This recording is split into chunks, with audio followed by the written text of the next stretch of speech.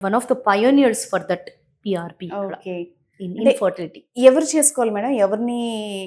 ఎవరికి పర్టిక్యులర్‌గా చేయాలని ఏమన్నా ఉంటుందా? Yeah! So youngsters 35 years less వాళ్ళు, హ్మ్. బట్ ఎగ్స్ తగ్గిపోయిన వాళ్ళు. ఓకే. అండ్ అలానే గర్భసంచి పొర కొంతమందికి నార్మల్‌గా అయితే 8, 9 ఉండాలి. 6 దాటదు వాళ్ళకి. హుహు. సో అలాంటి వాళ్ళు. అండ్ అషమాన్ సిండ్రోమ్ అంటే గర్భసంచి పొర అంత అతుకులుంటాయి. సో ఆ ఓకే. అతుకులన్నీ కట్ చేసి కొంచెం క్లీన్ చేసి మనం ఈ పిఆర్పి అనేది చేసి వేస్తాం. హుహు. సో దట్ కొత్త న్యూ గ్రోత్, గర్భసంచిలోనే న్యూ గ్రోత్ లాగా హ్మ్. వస్తుంది. సో ఇవన్నీ గూడా మనం చేస్తున్నాం.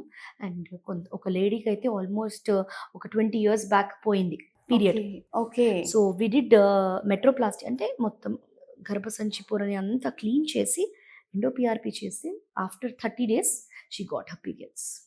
Okay. She got back her periods. Okay. So we have naturally induced that period in her. ఎందుకంటే ఓహ్! పొర అనేది మొత్తం పోయింది తనకి. ఓకే. విత్ దిస్ మెథడ్ బాగా క్లీన్ చేసి అందులో కరెక్ట్‌గా వేసి టైంకి వేసాం కాబట్టి అది ఇట్ హాస్ కమ్ బ్యాక్.